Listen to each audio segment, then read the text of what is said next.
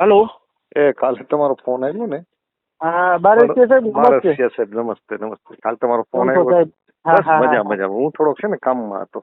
હા, મેં ઓલો મેસેજ નતો કર્યો, મારા 3 વર્ષની દીકરી છે. હા એ તમને મને ખબર છે ને, મેં જોયું હતું. હા, એટલે તમે સાહેબ સાયકોલોજીના પ્રોફેસર છો. હા અને એના માટે મારે થોડુંક તમારા માટે થોડીક સલાહ લેવી છે, એટલા માટે કોલ કર્યો. કેટલામાં ભણે છે? નાની છે? 3 વર્ષની? ના, 3.5 વર્ષની છે 3 સાહેબ. વર્ષની. બરાબર. એટલે એને બાલ મંદિર મોકલી છે. બરાબર. બરોબર. એમને સાહેબ આઈક્યુ પાવર તો સારો છે.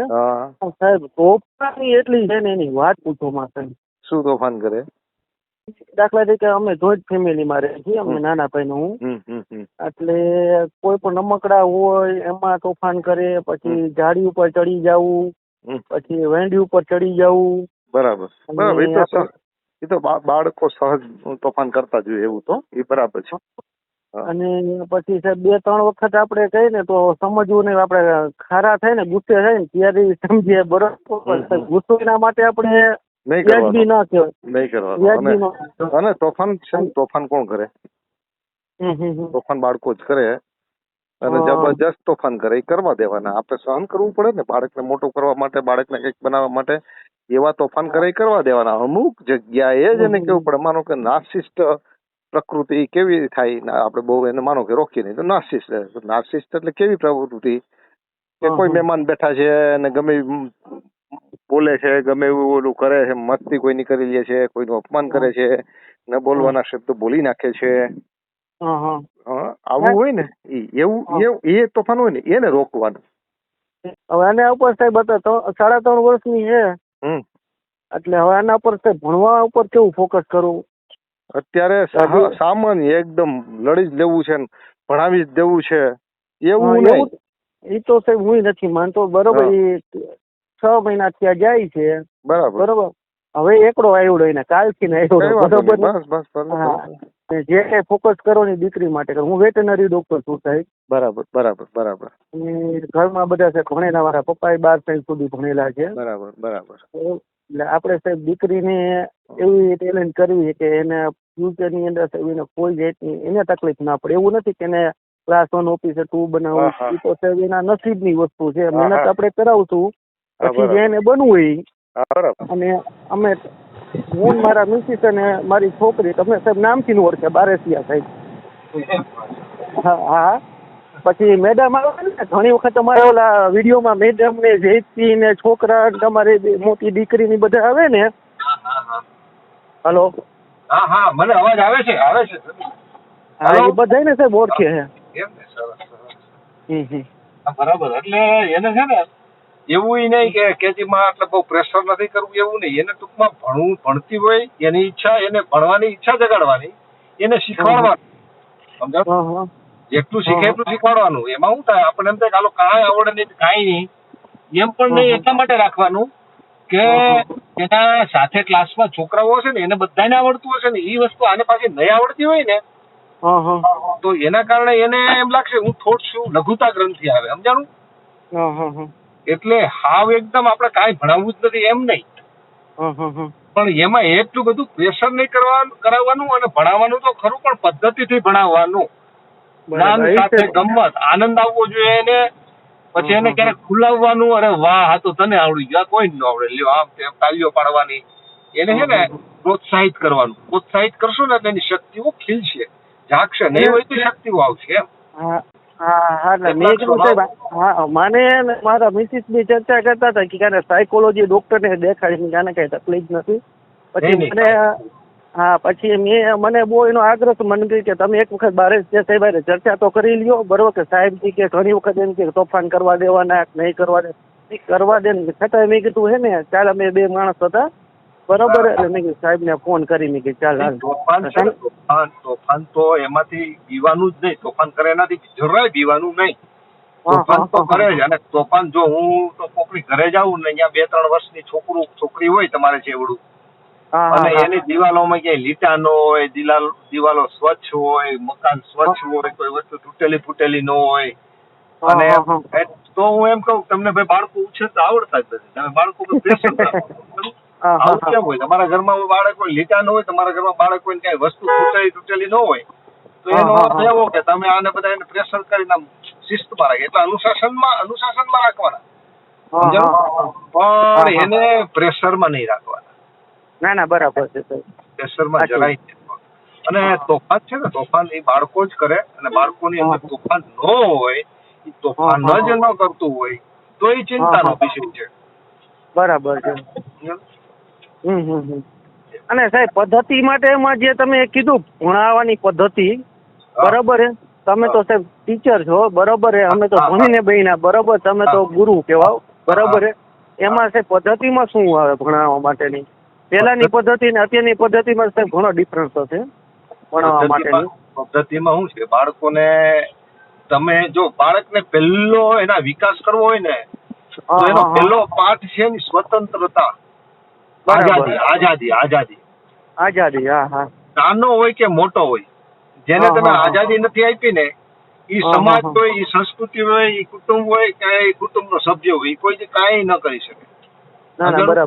ગુલામ લોકો કાંઈ નથી કરી શક્યા જગતમાં. ગુલામો કાંઈ નથી કરી શક્યા. 100% સાહેબ. એ તો વિડીયોમાં કયો તમે. હા ગુલામો માત્ર ગુલામી કરે છે સમજાણું?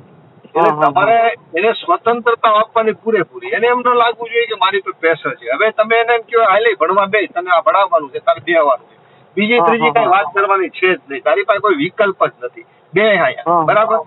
તો એની તમે સ્વતંત્રતા છીનવી લીધી. બરાબર છે. બરાબર. એટલે તમારે શું જોવાનું કે એને ભણાવવું તો છે જ અને એની ઉપર પ્રેશર નથી કરવું.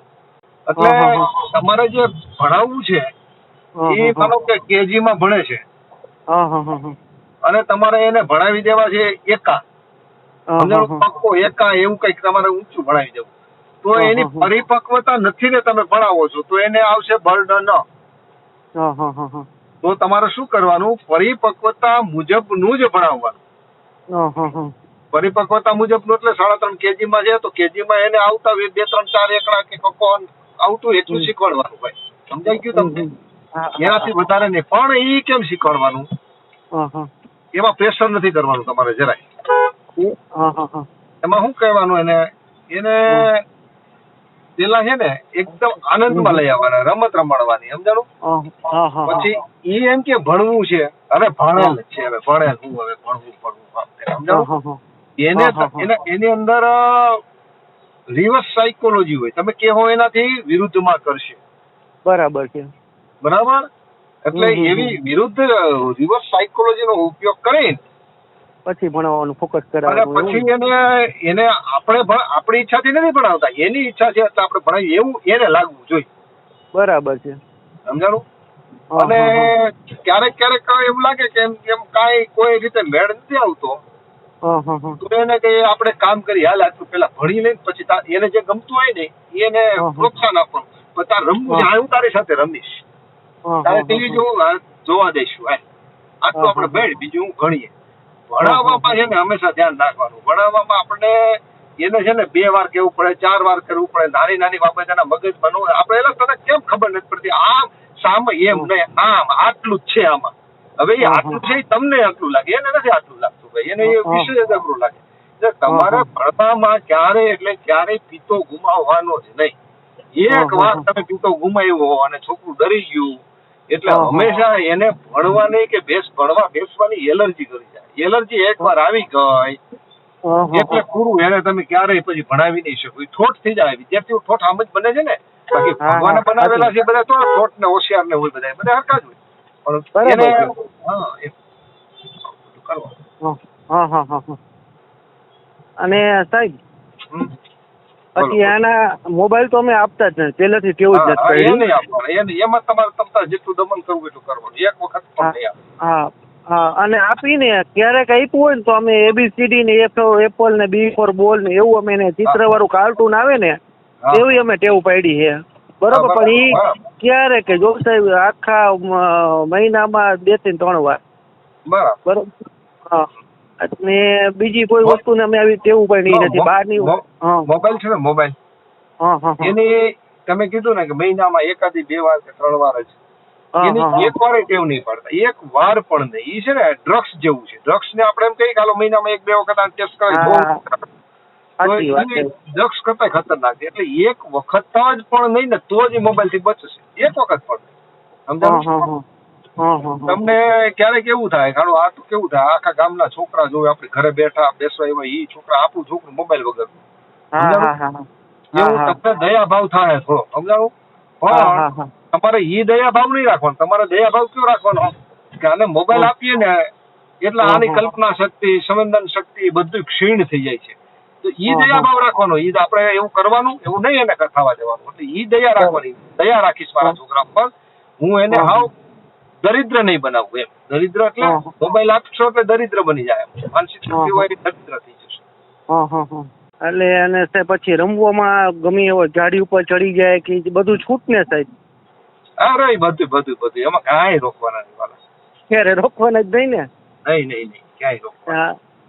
એ તો હું સાહેબ એના ક્યારેક ને ગળી ડુંડા ને એ બધું આપણે મોઈ દાંડીઓ કહેતા હતા ને પેલા. એવું બધું હું એને આમાં રમાડું છું. બરોબર. એક્ટિવિટી આજે ફિઝિકલ એક્ટિવિટી વધુ કરાવું. બરાબર. અને તમારા ગામ કયું તમારું? મારું સાહેબ મોરબી ડિસ્ટ્રિક્ટ, વાંકાનેર તાલુકો ને દરડી મારું ગામ છે સાહેબ. અને ગામડામાં જ રહી છે. અને સાહેબ આપણી પાસે 20-25 વીઘા જગ્યા છે અને રોજ વાડીએ હું જાઉં ને એની સાથે જ લઈ જાઉં કાયમ. અને જે કામ કરવા દઉં. બરોબર. ગાળો ચૂથે, પાણી ચૂથે, એ બધી કરવા દેવાનું. અને તરણેતર સાહેબ તમે જે સાંભળ્યું તો તરણેતર થાન, તરણેતર નો મેળો ભરાય ખબર છે? તમે વાંકાનેરથી થાન જાતા વચમાં મારું ગામ આવશે. અને સાહેબ મારો નંબર રાખજો. ગમે ત્યારે સાહેબ આવો તો મારા ઘરના મહેમાન બનજો સાહેબ. ચોક્કસ ક્યારેક ઈ બાજુ આવવાનું થશે ને? હા, એટલે ગમે ત્યારે મહેમાન બનજો સાહેબ. બરોબર છે?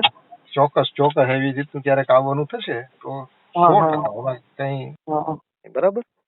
ભલે સાહેબ. અને મજા આવી ગઈ તમારી સલાહ લીધી. બરોબર. જરૂર મને અમુક વસ્તુમાં લાગશે તો હું તમને ડિસ્ટર્બ કરીશ સાહેબ. બરોબર. કઈ વાંધો નહીં. મને છે ને હું છે ને ફોન કરું ખરો જ, પણ મારે અનુકૂળતા ન હોય તો મારી અનુકૂળતા ફોન કરું ત્યારે. ના એ તો 100%. ચાલો સાહેબ આવજો. આવજો. ભલે. હા.